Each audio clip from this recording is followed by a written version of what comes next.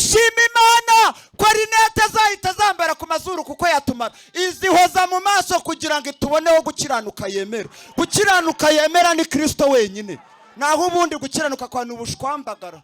Mureke dukiranuke gusa, twirinde ikigare kiri muri Kigali cyitwa wishe. Umuntu ushaka kunezeza Imana yirinde wishe. Nta musore wigenga Kigali wishe, nta mukobwa Kigali wishe. Umuntu wirinde icyo kimina niwe uzanezeza Imana. Ko nimujya kureba murasanga ari byo bimaze abantu. Ku myaka yanjye 15 angiza kanseri yo mu bwonko. Hari icyo wamunganya?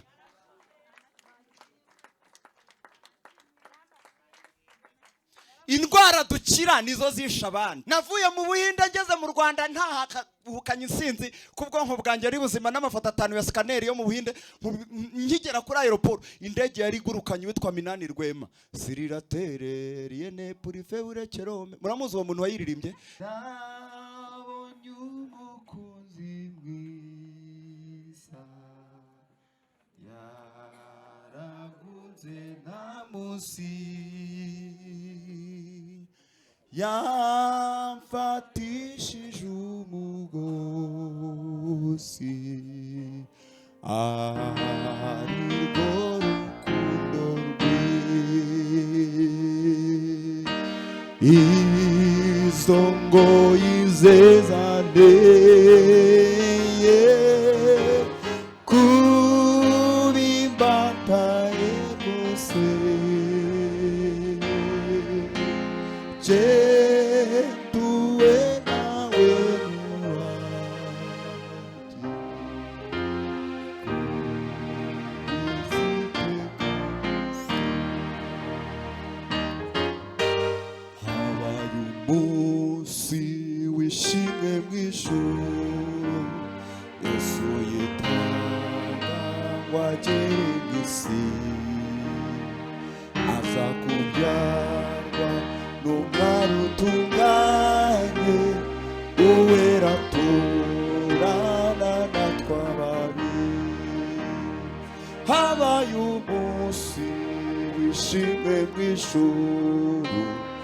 Yesu yitanga wagerageza aza kubyarwa n'umwana utunganye uwera turana na twababiri dore urukundo rwatumye apfira ibyaha bihangamuka azarazuka wamuze nase nagaruka zamushimira ibyo.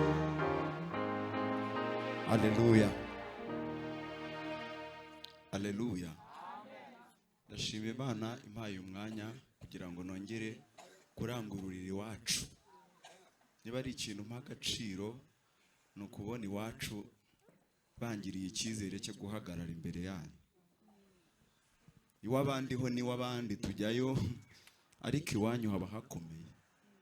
Kandi nshima Imana ko njya n'iwacu aho mvuka nkagerayo banshaka bankunda kandi bantumiye nkagirira iryo shaka ryo kuvugirana none iwacu aho mvuka. Bazi ubuhamya bwanjye aho mvuka atari ukubirariraho hano sejewe, ko hari abantu badashobora gukandagira iwabo bitewe n'amabara basize bahakoze. Ndabeshya? Ariko ndashima Imana ko njye iwacu Imana ikama kuhavugira bigakunda. Nahagarara hano Imana intijije muri Kigali bigakunda, najya n'iw'abandi bigakunda, muyimbere cyubahiro. Nishimwe rikomeye. Bahaye intashyo rero.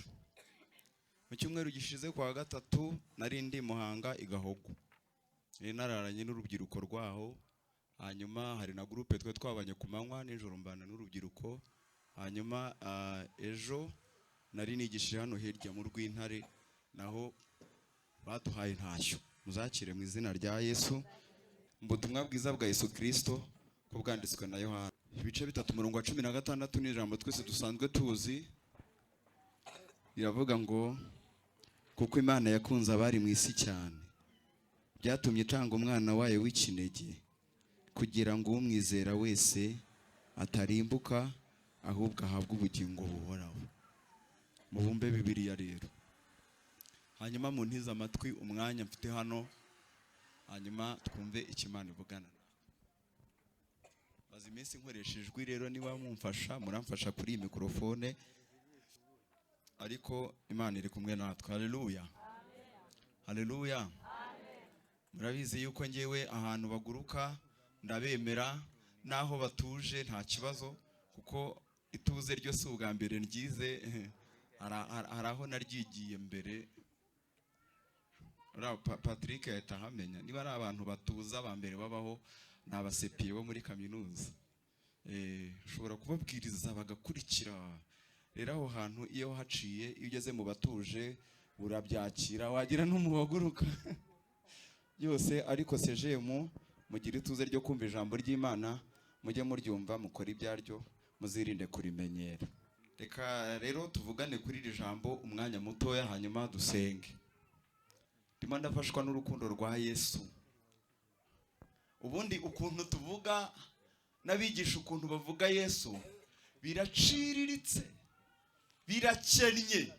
birakennye uhuje n'iby'imbaraga yakoze. Birakennye. Niyo mpamvu umuririmbyi yavuze ngo ndino mwisi birananira kugushima uko bikwiriye, ariko aravuga ngo nyuma uzampa urundi rurimi. Urwo rundi rurimi nirwo dutegereje kuzavuga ibihwanye, ibishitse, ariko ururimi rwacu rw'iki gihe rurakennye. Maze iminsi numva nakwamo n'amashimwe yo kubwira Imana ngo nubwo ariko ndagushimiye. Ibibazo biri hanze ahangaha byatumye abantu benshi bibagirwa, kandi si ubwa mbere mbivuze hano. Nzahora mbirepeta mbiririmbe kuzageza ku rwego muzajya mubifata. Uko mwafashe ko nkunda kuvuga Nyiramwiza wa Nkubito, nabyo mubifate. Usigaye mfite iryo zina hanze ahangahe mufitanye n'abantu. Ariko ntacyo, umuntu wese agomba kugira akabantu bamumenyeraho. Igihe nzagenda muzavuga muti wundi wajyaga atubwiriza agashyiramo Nyiramwiza. Ariko numva natwe mo kubwira abantu ngo mushime Uwiteka ku by'ibyo yakoze kera. Bibahesha imbaraga zo gutegereza ibyo yavuze azakora. Ko n'ubundi abivuga nta kintu wari wamusabye pe, yaraje abyivugira bishaka. Rero igihe azabikorera ni ubizi, wikivanga mu kazi katarakawe. Mureke dukiranuke gusa, twirinde ikigare kiri muri iki Kigali cyitwa Wishe.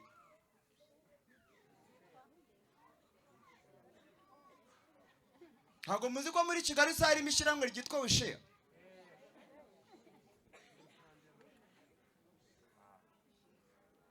Umuntu ushaka kunezeza Imana yirinde Wishe. Gusa abantu murabizi se, nta mugore w'umugabo umwe Kigali Wishe. Nta mugore w'umugabo umwe Kigali Wishe. Nta musore wigenga Kigali Wishe. Nta mukobwa Kigali Wishe. Umuntu wirinde icyo kimina niwe uzanezeza Imana. Ko nimujya kureba murasanga ari byo bimaze abantu.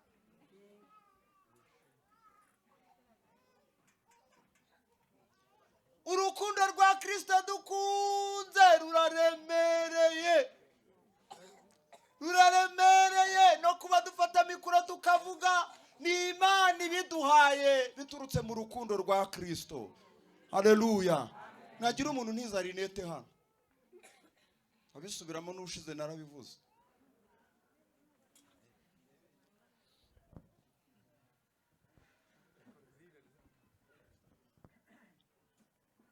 Muririmbye aravuga ngo mwijura imbere mfite y'umuntu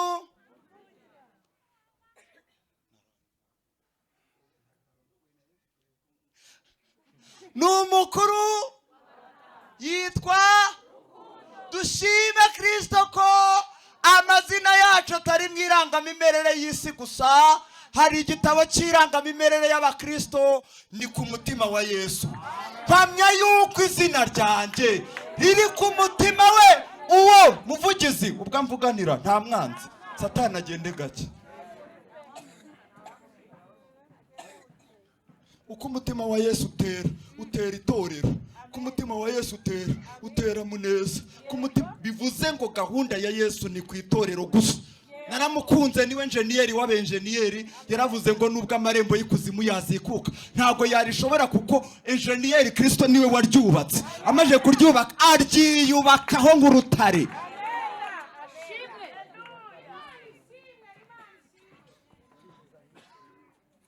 Ngo habaye umunsi Satani agira ate aratsindwa, Imana ishimwe. Ntabwo nzibagirwa ijambo uriya Dr. Samuel yatubwiye hano, byari kuwa gatandatu mu giterane ndabyibuka, ngo umupira wabaye rimwe rizima, ntabwo uzongera gusubirwamo, nta gicuti, nta broadcast, reka da, wabaye rimwe rizima, igitego gitahanwa n'ijuru, ariwe Kristo wagitsinze. Ngo hanyuma mu izamu rya Kirisitu, hanyuma rishingura Yesu gashinzeho igiti kivuga ngo uyu mupira wararangiye. Ngo shitani rero kuko itagiva ku bintu ihora mu kibuga yikinisha, ikajyana umupira yawujyana yawugeza mu izamu rya Yesu, gasangamo igiti kivuga ngo stop, uyu mupira wararangiye.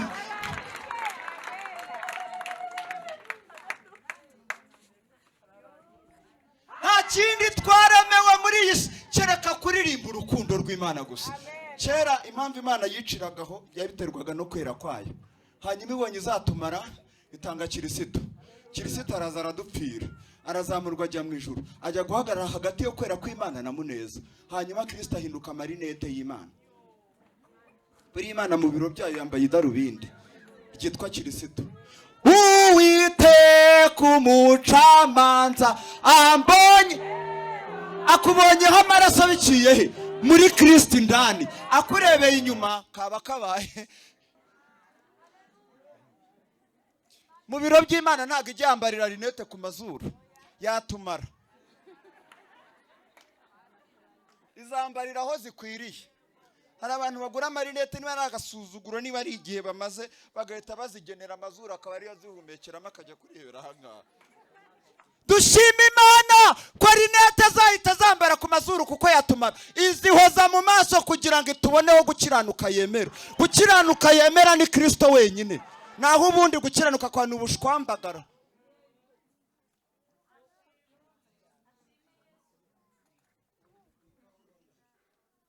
Haleluya. Mwanyikirije haleluya. Noneho ubu ngubu nemerewe gutera haleluya kuva ntangiye kugira nsoza. Ubundi murabizi ko ntera nkeya, ariko uyu munsi ndazitera kandi munyikirize haleluya. Uyu munsi murarya ibyo mwakoreye, nta mikino byo kuborohereza byarangiye. Mwabonye se batadusengesheje, kandi namukanye ko tugiye kongera tugasenga. Ibintu byo kuza ukifata gutya ukareba ngo bansengere runaka, nta wakugirayo. Isengesho iri twererano ntago rimara inzara. Ujye ureka nawe ushyireho iryawe, uryange rigushyigikira, ariko nawe wasenze. Mujye mugira ubwenge. Haleluya. Haleluya. Ndashima Imana. Muririmbo ya 15 mu Gakiza yaravuze ngo amasezerano yose uko Imana yakomejwe y'umwami sawa. Mwarimu w'itorero rya Nyabiranga akwandikiye icyemezo cy'ubuhamya bw'umukristo, akakiguha gutyo gusa, nta kashe y'itorero ririho, ntago twakwakira inaha. Agaciro k'urwandiko ni kashe. Urwandiko rwose rutagira kashe rwitwa inyandiko mpimbano, na polisi yagufunga. Kugira ngo umuntu akwemerere ibyangombwa by'ubutaka, nuko agomba gusinya, akazana n'abatangabuhamya bagateraho kashe. Iyo batayigira barasinya bakaguhereza ukabijyana. Ariko hari abagabo batowe. Muririmbyi aravuga ngo hariho abahamya b'urupfu rwa Yesu, barahari burya cyagiye bari bahari, nabarungurutse mu mva, tuzabavuga ubutaha. Muzi yuko Mariya Magadalena ajyana amakuru, aragenda ajya kubwira abantu ngo umwami wanjye bamwibye, ariko ni ukubera akabwibwe. Iyo kataba akabwibwe ari kumenya ko umunsi yagiye gushakira Yesu mu mva ari wo munsi yazutseho. sikakabwibwe gatuma abantu bajya gushakira Yesu mumva kandi ari wo munsi yazutseho. Haragenda abona ngo umunwa w'imvura arangaye yirukankana amakuru ngo bamwibye. Hanyuma Yohana na Petero bahagurukira rimwe, bose birukankira rimwe, ariko Bibiliya iravuga ngo Yohana atanga Petero kumva. Impamvu ngewe narayitekereje nubwo muri Bibiliya batabivuga. Mwibuka umunsi Petero yahakana Yesu, yigiye ku ruhande ararira araboroga yakira imbabazi, ariko umuririmbyi 120 yagarutse aravuga ngo Satani yanyibukije nta kindi agambiriye usebye kunyihebesha. Petero yajyaga kureba Yesu, shitani kamwongorera. Uribuka ko wamwihakanye? Petero agafunga amafiri, utagira ipfu cyapfa na Yesu wariruka, ariko akahita avuga ati witonde narababariwe. Akongera akiruka nkagera mu ati wibuka ko wamwihakanye, witonde narababariwe. Agenda n'urwo rugamba duhoramo. Ariko nubwo Petero, Yohana yatanze Petero kumva, Imana ishimwe ntago yamutanze mu mva indani. Wahagaze kumva yabonye imyenda yera, ariko Petero ageze kumva arenga kumva yinjira mu mva, abona ibitanduka, abona imyenda yiwo ku muryango, ariko abona n'ikindi gitambaro kizinzwe gishyizwe ukwacyo. Ariko nabo ikibazo bajyanye amakuru y'imyenda, nyiri imyenda batamubonye.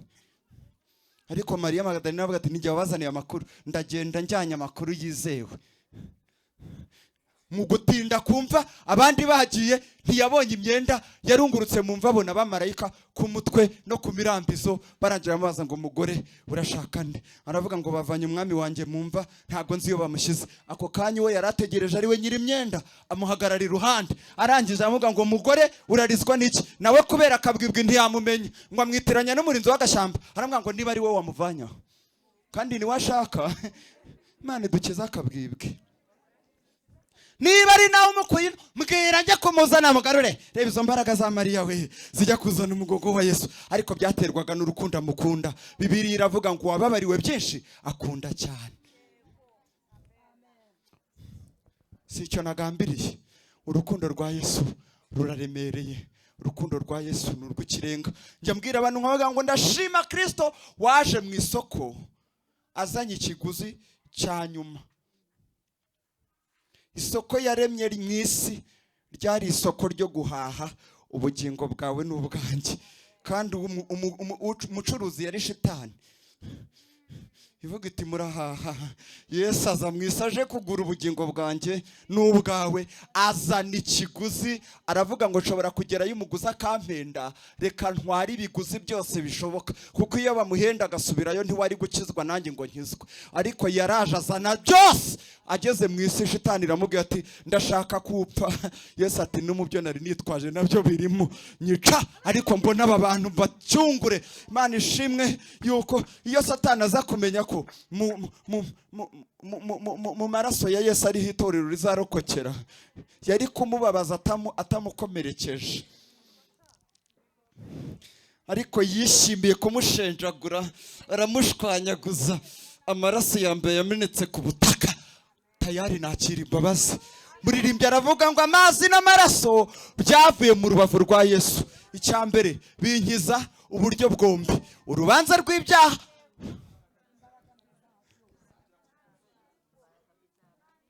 Yesu araryoshye, Yesu ambereye mwiza. Muririmbyi aravuga ngo arutubuki nuko ari bwo akunda, ngiye mburiye bundya mu nda andutira ikivuguto. Nase umuntu wese ntavuga ibyo akunda. Buriya yavuze ngo arutubuki, ariko ubuki nabwiye bubaye bwinshi burarura. Ngewe rero andutira ikivuguto n'agatoki gatekanye n'amakaroni. Ntago ndya inyama mu isosi, ningusura ntuzavunike. Yesu yangiriye ubuntu nanjye mubona nzahora mbiririmba. Ku myaka yanjye 15 ankiza kanseri yo mu bwonko. Hari icyo wamunganya?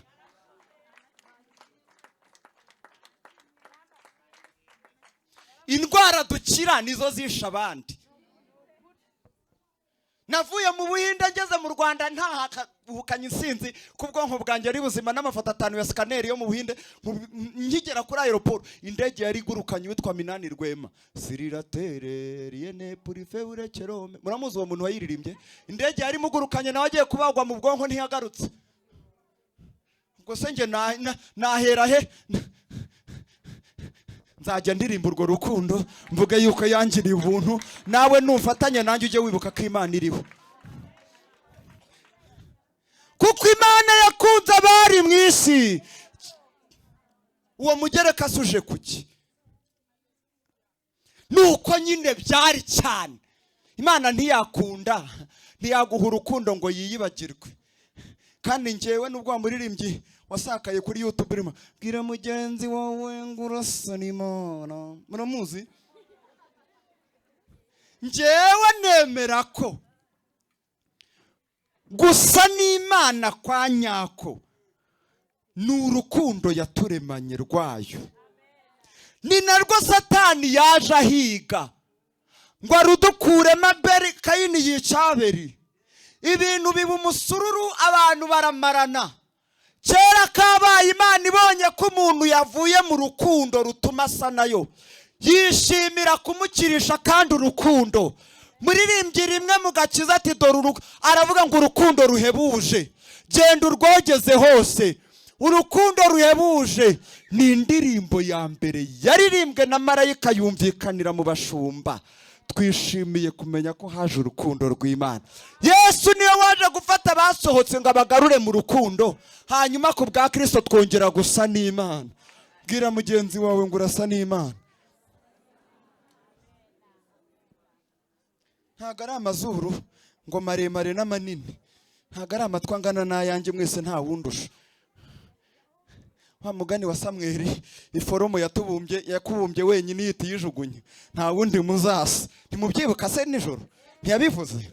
Yewe data we, nukuri kose hari abantu bagifite ibintu by'Imana. Ngiye gusoza rero dusenge. Muririmbye aririmba ngo mbese urukundo rw'Imana yacu rwagereranywa n'iki? Mu ijuru baruririmbe kugeza iteka ryose. Mu ndebe hano aravuga ngo inyanja zose, turi kuganira, inyanja zose zaba, ijuru rikaba, hanyuma ibyatsi bigahinduka. Abisi ni bakeya ni benshi, abisi aho harimo password ivuga ngo umuntu wese uri mu bitekerezo by'Imana, ari uwabayeho n'uzabaho kugeza Yesu agarutse, yitwa uw'isi, nk'uzayivukiramo. Murabyumvise? Yashaka ari kuririmba ngo abisi bariho bakandikaho, ariko yaravuze ngo abisi bose, bivuze ngo uturutse kuri Adamu kugeza kuzavuka Yesu agarutse, agahura abo bose, abo ku gihe cy'Adamu bahure n'ab'iki gihe, n'urubyaro rutaravuka ruzavuka, bose baze bateranire ku ducumu. Ngafata ibyatsi byameze mu ntanzi z'urugo rwawe, ufata ibyo wateye muri jaride, ufata ibyo muri stade, ugenda ujye mu ishyamba, uzenguruka isi yose, ubihindura uducumu. Ufata inyanja, buri inyanja rero nubwo bavuga inyanja, mwibuke yuko Imana itandukanye ubutaka n'amazi, ngo amazi aho yateraniye hiswe inyanja. Bivuze ngo aya mazi yose mubona, ibidendezi, imigezi, inzuzi n'ibiyaga ndetse n'inyanja nyine muri rusange, bya bindi byose. Ocean Pacifica iri mu nyanja nini ku isi, kuko niyo ya mbere, ifite ubuso bungana na kilometero kare miliyoni 180. Iri mu bice bibiri by'isi. Fata Ocean India ifite miliyoni 105, fata Ocean Atlantic ifite 75. Izo ni miliyoni, sinzi ko isi bigezaho. Bishatse kuvuga iki? Ukunambaye mwese murambona, ariko ibice bitambaye nibyo bikeye, umutwe n'amaboko. Bivuze ngo 3/4 birambaye, 1/4 nicyo kitambaye. 1/4 ni Imana yatujeho abantu, hanyuma 3/4 bihinduka amazi. Bishatse kuvuga ngo isi nayo irambaye. Nusoma neza Bibiliya irabigaragaza ko isi nayo yambaye amazi. Hanyuma kandi inyanja nayo ntago yambaye ubusa, yambaye umwambaro witwa ibicu, hanyuma ikagira naho irara witwa ingobyi y'umwijima w'icuraburindi. Ibintu byose Imana yarabyambitse rero. Fata izo nyanja n'ayo mazi, ufata ibyo bintu byose by'isi yose, kandi mbabwiza ukuri, aya mazi ntiyigize agabanuka, aracyari ko yanganaga ataratandukana n'ubutaka. Ishatse yavuga ngo buri gitonyanga gisubiraho cyahoze, isi yakongera ikaba amazi. Ahubwo y'amazi y'imyuzure yitera hejuru, akazamuka agakubita hariya ntaharenge, bituruka ku itegeko ry'Umuremyi ngo miraba y'ubwibone bwawe ugigaburikira ahangaha. Burya inyanja iyo yazamutse gato yikamira nk'utwato nka 5, n'ubwibone bayumva ikaze.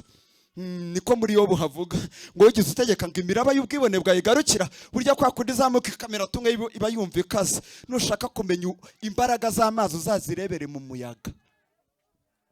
Yo ni filozofi wakora ufashe umwanya wo kwicara ku nkombe y'ikiyaga ngo urebe ukuntu amazi amera. Ntago amazi ashobora kwinyeganyeza nta muyaga wahushye.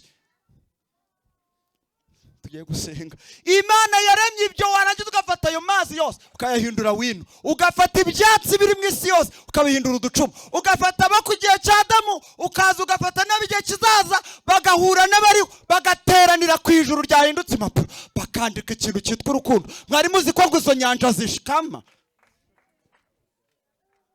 Ya mazi yahoze mu isi yose arakama, abanditsi bakaruha kubera ko urukundo rw'Imana ntacyo warugereranya rusumba.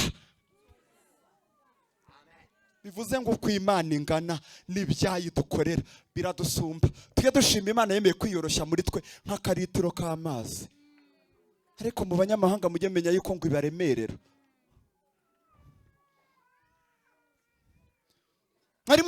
Wari wuzura umwuka ukumva ibintu byayo biragusagutse, ukumva ubuzi yuva niyujya, ukumva ibintu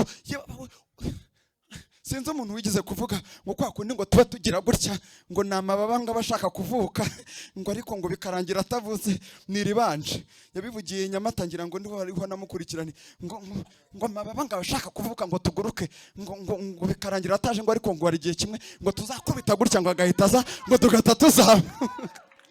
Umuntu wese agira iyerekwa rye, ariko reka mbabwize ukuri, urukundo rw'Imana rurenze uko murutekereza. Nirwo rukurinda muri rwa rugo rwawe, nirwo rutangira abo bazimu n'abarozi n'amahembe, ukaryama ugasinzira, wagera ku buriri ukamera nkatwe muri segonderi twajyaga twicara ku buriri twiyorosa ishuka mu mutwe ukamera nka wa mugina uba uri hariya hirya baragiye inka, wangiza ukavuga uti dawe uri mu ijuru izina ryawe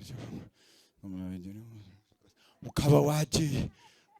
Kandi umunyamasengesho mwiza arasenga Imana akayiha imirimo. Mana ndakwinginze ungire mu bana bari ku ishuri, Imana ikajyayo. Nkohereje mu bitoki ntibabyibe, Imana ikajyayo. Nkohereje mu matungo yanjye ntibayajyane, Imana ikajyayo. Nkohereje ku mutware wanjye uri mu kazi, Imana ikajyayo. Kandi nawe ntiyibagirwe. Mana nanjye ungarukeho ubane nanjye muri joro. Mbigushimiye kubyumvise mu izina rya Yesu, amen. Agahita asinzira kandi Imana ikabikora kuko ibera hose.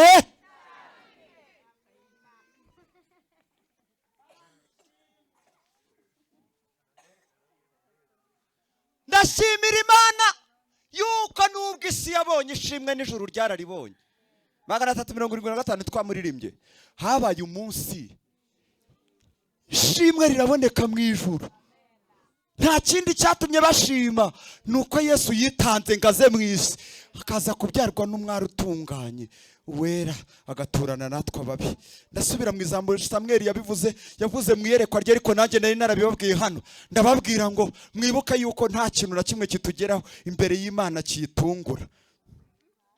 Ndababwira ngo iyo wicaye hamwe nkareba filime nkayirangiza, iyo maje kuyirangiza nkaguhamagara ngo no tuyirebane, wowe ukiyitangira nanjye wayirebye nyisubiyemo tuyireba kimwe. Samweli yaravuze ngo Imana yaraturemye, imaje kuturemira dusoza irangije yongerera dutangira. Nanjye icyo gihe nari nababwiye ngo mwibuke yuko ibintu turimo kuba mu mugambi w'Imana twaravutse, mu mugambi w'Imana turakura, mu mugambi w'Imana tuvuga ubutumwa, mu mugambi w'Imana turaremba, mu mugambi w'Imana duhura na bya bibazo uri guhura nabyo, mu mugambi w'Imana bimwe yarekuye bikakugeraho byabanje kuba utarakurema, mu mugambi w'Imana urapfa, mu mugambi w'Imana niba uri umunyabugingo wicaranye nayo, hanyuma irangije kuremera kugira ngo usohoze ibyabanje mu mugambi. Niyo mpamvu ibintu byose biri kukubaho bigutunguye, ariko yo ntabwo itungurwa. Niba uri n'umwana w'ubugingo irabizi, municaranyeyo. Na Pawulo yavuze ngo twicaye mu ijuru mu buryo bw'umwuka, ubwo aba ariyo nyine ni n'abazabana nayo. Rero nta wapfuye uzumva impanda, hazumva impanda basinziririye muri Kristo. Kandi ibyiringiro by'abazima ntago ari muri moruge, ntago ariho uburuhukiro bwacu buba, ni hakurya y'uruzi. Muririmbyi aravuga ngo nirata umusaraba kugeza ubwo nzabona uburuhukiro hakurya y'uruzi. Hanyuma ikorari Muhimira iravuga ngo nta mukiranutsi upfa, ahubwo none se ubwo urumva dupfa? oya, kandi ngo ni nk'amahwa yatemwe, ariko yarangiza warisyonyura rikaguturubika. Mukiranutsi ntagapfa, arasinzira. Tugiye gusenga. Haleluya. Mwumvise urwo rukundo? Bararwumvise? Hanyuma rero reka mbabwize ukuri, iyo umugeni yitwaye nabi kwa sebukwe baramubenga. Murabyumvise? Niba ari ikintu cya mbere nabonye, Yesu afite umugeni. Umugeni ni ikintu, ni izina ryumvikana mu muntu umwe ariko muri benshi. Murabizi ko itorero rya Kristo ni umugeni, ariko urumva yitwa umugeni ariko ni benshi muri umwe. Muranyumvise? Hanyuma rero niba ari umukwe ufite umugore w'inkubaganye, ni kirisito. Niba ari n'umuntu, niba ari n'umugore ufite umugabo wihangana, ni itorero. Murebe rero, ntabapfira gushira, munyumve neza. Ariko urebe umuntu uri mu itorero rya Kristo ubukubaganya agira, ariko uwamumeneye amaraso akamwihanganira. Ngaho reba wa mugabo ufite umugore akaguca inyuma, ntiwamubagira ibisiga.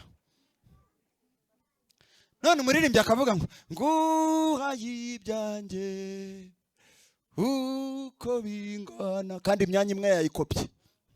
Mwami wanjye mwiza unkunda unyiharire, kandi yakopye hirya.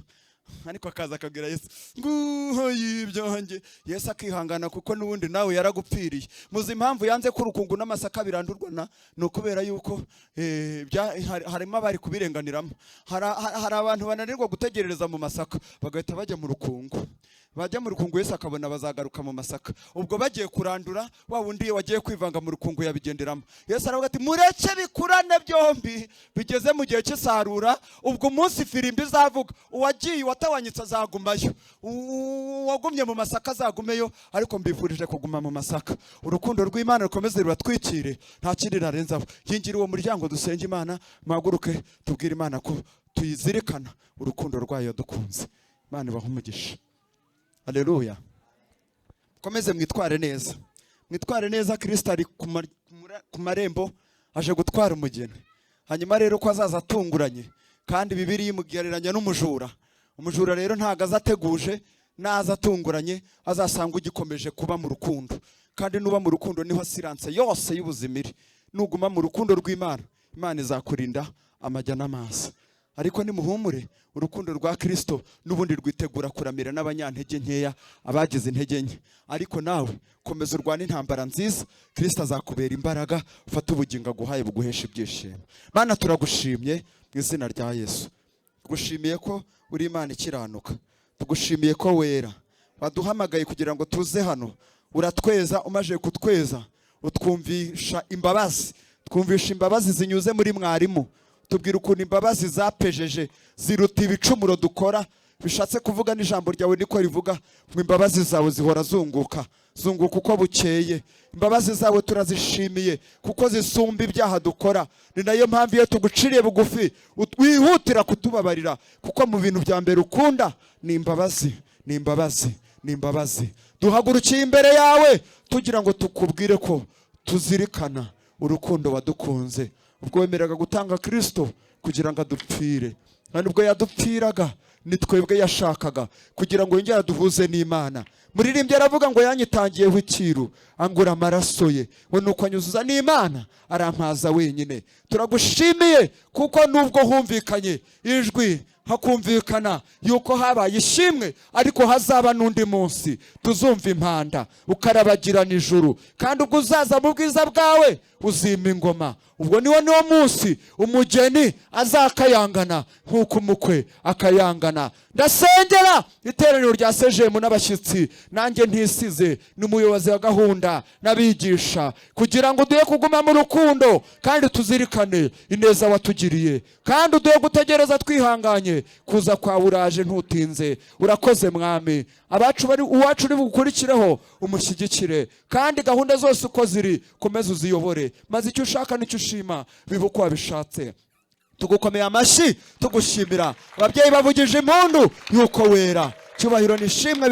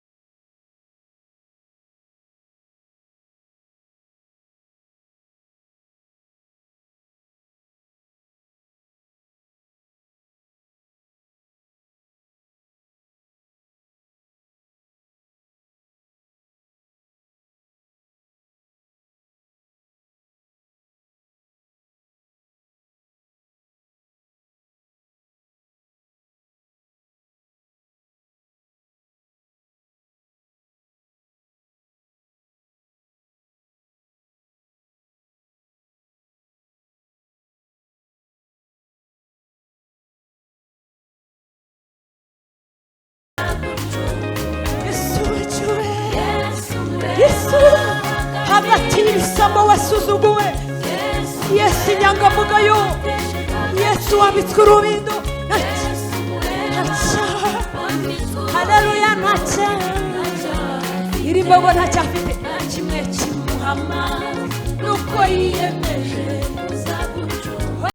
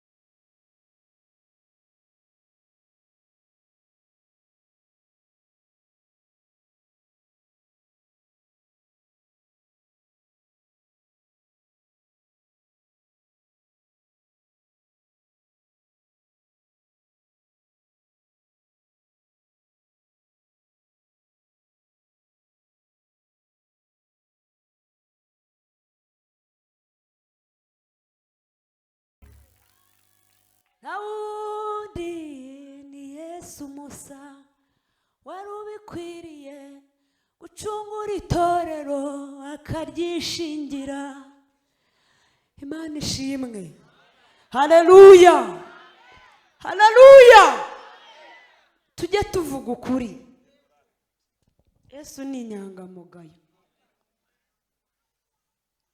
Imana ibaha umugisha. Kandi rero ariko rasinjya ntera ivuga ngo wabitewe n'iki kunkunda. Iba mu masengesho bajya gukora ya buri munsi harimo kwibaza ngo Yesu wabitewe n'iki kunkunda. Kajya ubigira kenshi. Imana ibaha umugisha. Nanone ngiye kuririmba iyitwa Igihango.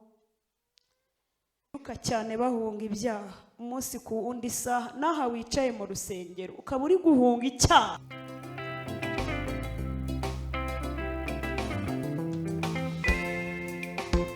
Turashima Yesu zirikana abantu biruka bahunga ibyaha.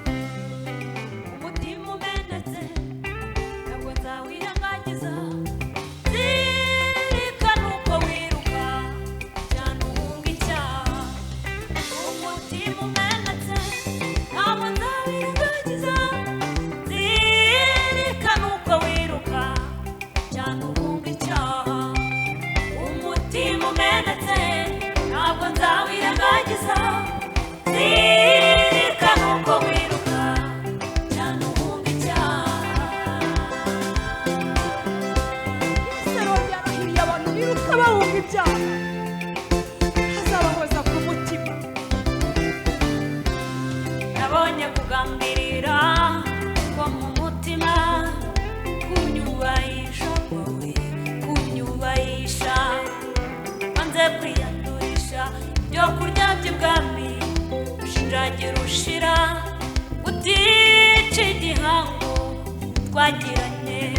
Nabonye kugambirira ko mu mutima, kunyubahisha kwawe kunyubahisha, wanze kwiyandurisha guhisha ibyo kurya by'ibwami ushinjagira ushira utica igihango twagiranye igihango nawe cy'urukundo ntabwo namutaye nk'uko ubitekereza nagiranye igihango nawe cy'urukundo ntabwo namutaye nk'uko ubitekereza ku murongo uko bikurikirana byose nzabisohoza nta kimwe nsize inyuma ku murongo uko bikurikirana byose nzabisohoza nta kimwe nsize inyuma.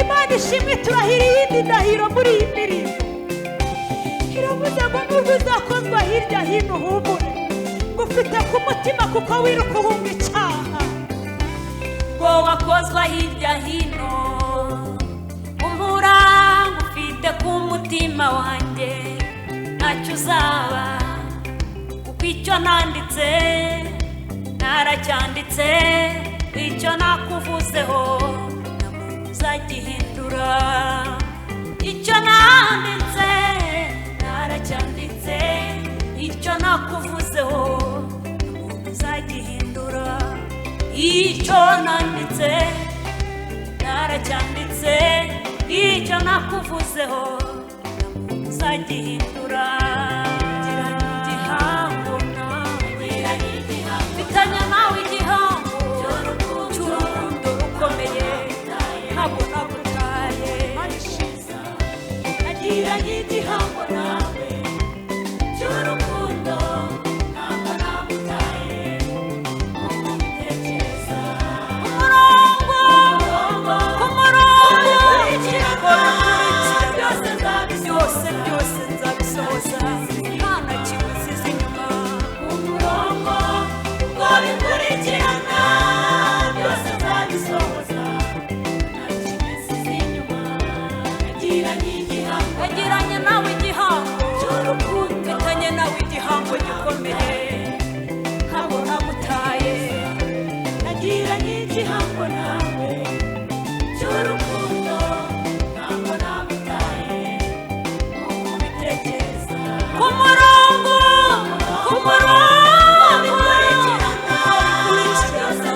byose nzabisohoza nta na kimwe nsize